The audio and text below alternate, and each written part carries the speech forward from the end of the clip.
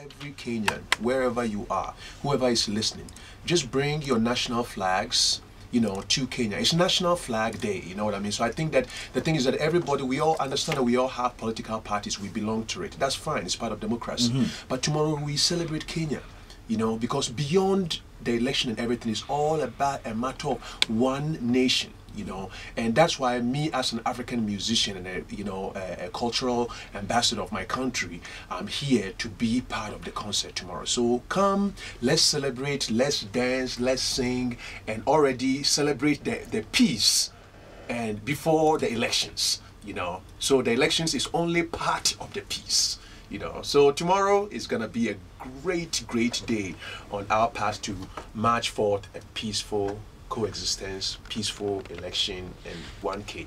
Indeed. Chagua Peace Festival, which is going to be going on at Uhuru Park at 10 a.m. on Thursday. Other artists that you're going to be collaborating with? Well, you know, Eric Wynn is playing, Nameless is playing, and all that, you know. So there's going to be, you know, spontaneous stuff, you know, that is going to happen, you know. But basically, we're all going to come and do very short sets and, you know, really give the peace message. It's going to be about over 20 artists who are all going to participate, Kenyan artists, you know. It's an entirely Kenyan event, you know. That's why I'm saying that I'm here not as a Ghanaian, South African, I'm here as a Kenyan. Indeed. And what time does the concert start? The concert starts at 10. And then it goes all the way till, you know, the sun goes down, and then we sing right into the city, and everybody goes into their corners. So all the people from Kibera, from every corner, everybody who's listening, come, bring your flags, let's sing together. Not only Nairobi that I love, you know, but Nairobi, Kenya, Africa, Ghana, all of us. Come, let's celebrate together. You know, that's what it's going to be about. It's going to be about celebration. Indeed. Now, your music. Yes. Because you've worked with a lot of artists who are more in tune with the world and, of course, promoting peace and harmony, the likes of Bono, Stevie Wonder, Patrick Gabriel, Jason Mraz, and K-Nan. Yes. Is that your type of genre of music, or...?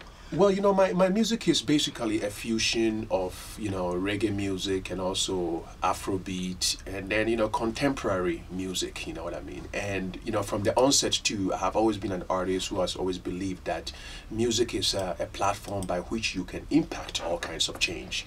You know, so back at home in Ghana, I have been very instrumental in issues to do with, you know, from, you know, water and sanitation, girl-child education, you know, HIV/AIDS initiatives, you know, and I believe that all these artistic voices, if you can convert your stage, the spotlight on your stage, onto social issues, you shed a great light, and also you encourage different, stakeholders to be able to kind of focus and get to a solution, you know. So through this, I have been, you know, and then also my profile rising in the US, you know, I started, me and Stevie Wonder met and we did a concert first of all in Ghana, and then we did another concert in the US, and then just late last year, me and him did a very big concert at the Hollywood Bowl, and then I also collaborated with Stevie Wonder, with Bono for the Playing for Change, a project that was a Billboard Top 10 you know, a project in the US, you know, a huge project. So me and him, and then what's it called, and a few other artists from around the world did a song called War No More Trouble for that compilation.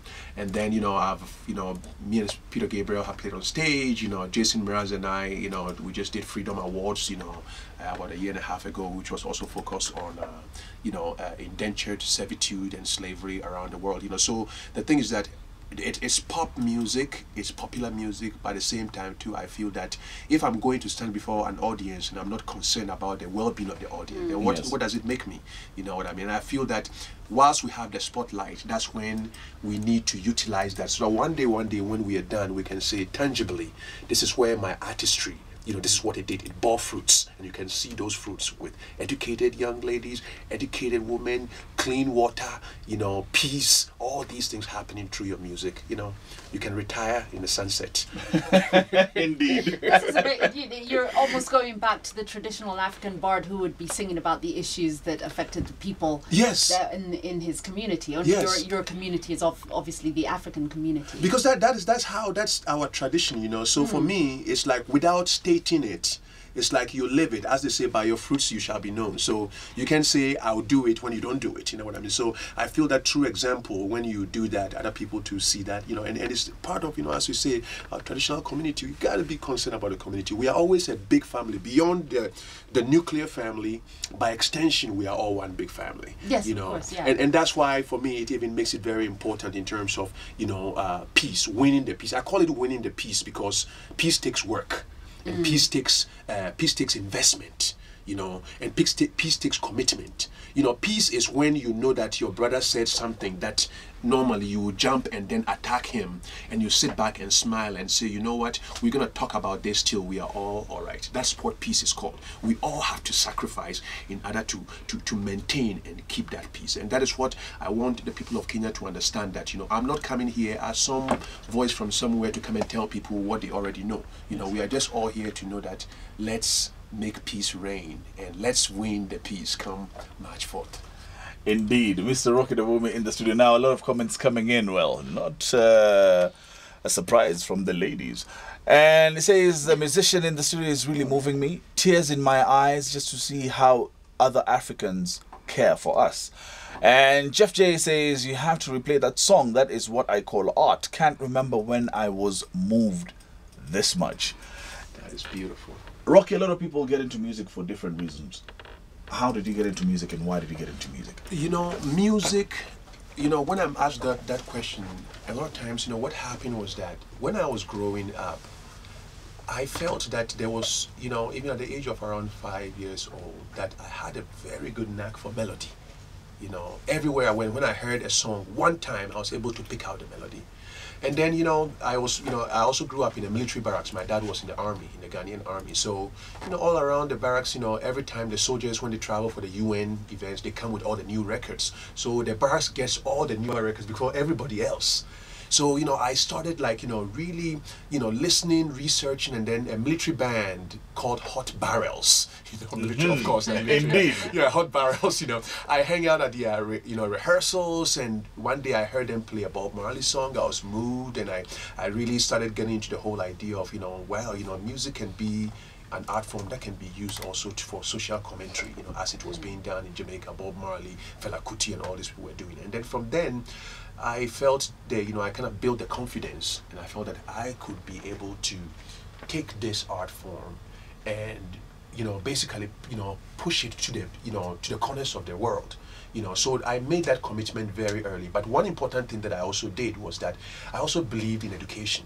You know, so I knew that, you know, as an artist, I also needed to develop that aspect of mine, because you don't only, your power is not only in terms of creating catchy music. Your power is also when the music stops, what else you say, you know. So when I was accepted into the University of Ghana to study philosophy and psychology, you know, I went there, you know, my first year, almost close to the final year, I started a band on campus, and that band became, you know, very popular in Ghana, and everybody was like, oh, well, you know, you get, but I felt that there needed to be more. So I traveled to America, learned, interned with some record labels, and then came back to Ghana, and they recorded my first album, and that album took off, and I started being licensed in, you know, in the US and other places. And then from then, all the albums have really, you know, elevated. And right now, even my last album, Hymns for the Rebel Soul, was actually nominated for NAACP Image Award, which is one of the most coveted awards in the US for art and film. And it was one of the only reggae albums actually that has been really nominated in a long time,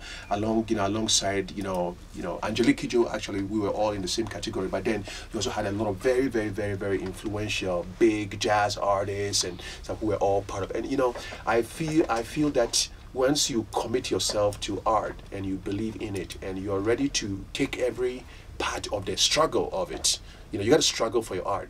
You can be able to move it to every corner of the earth. You know. Well, Twitter is absolutely ablaze. Blowing up. Just Charles Kisenya saying, despite everything, we're all Kenyans. And a great message by Rocky Duwani on 984 in the morning. Peace, Peace, peace. Abu Kari celebrating Ghanaians saying to Kenya, don't burn our country down, and just saying that we've always been brothers. I've put that link on YouTube, the YouTube link on, so if you do go to 984 in the morning, you could be able to watch that video and just sit back and celebrate first this beautiful song and then an absolutely amazing skyline. It is indeed. Amos Crivellaro says, if a Ghanaian could sing about our lovely country, who are we to fight? Let's talk peace. Indeed, we're talking about peace. We're coming to the elections. 4 more days to go. Yes. A message to the Kenyans, if you would. Well, my message is that, you know, I mean, every Kenyan, I believe, right now knows what to do. You know, every Kenyan knows their responsibility. Just like Ghanaians, you know, during our recent elections, we all knew our responsibility. And our responsibility is that, you know, our common shared interest and common shared destiny trumps everything, you know, and also keeping our country together and, you know, coexisting with our brothers, because we have to coexist with our brothers no matter what it is. So everybody should understand that, you know, just go to the polls on that day. Make sure you exercise your democratic right, because that's what it's about. It's about equal representation.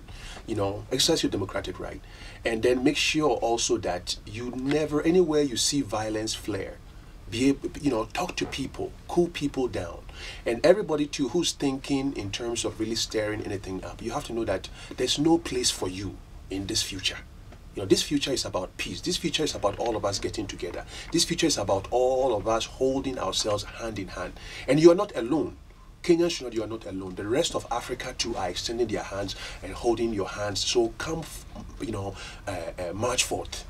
It is going to be a beautiful day, a new sunset, a new rising, a new Kenya is going to hit the restart button, you know, and forget the past, all the bad things of the past, and move forward into the future together, all singing, Kenya arises, Kenya arises. You know, and also just to, I also want to, you know, I want to use this opportunity to also, you know, reach out to all my brothers who are joining them tomorrow for the peace concert, you know, and that is you know, Duwani, Nameless, Size 8, P Unit, Major, Emmy Kosgei, and also, you know, for Mr. Eric Wainer too, for you know who's going to host the event tomorrow. You know, tomorrow, that, you know, I thank you very much for accepting me and inviting me here as a brother. You know, I also want to thank Dr. Abbas of the Red Cross, you know, Gina Dean, you know, Mr. Chris Karubi, you know, and also I'll reach out to all the political parties too in Kenya, that, you know, I pray for all of you, you know, on March 4th, that you elevate Kenyan democracy and together you strengthen it. Thank you. Indeed. Mr. Rocky Dawumi, the one and only. Chagua Peace Festival going down tomorrow at the Uhuru Park from 10 a.m. You need to be there.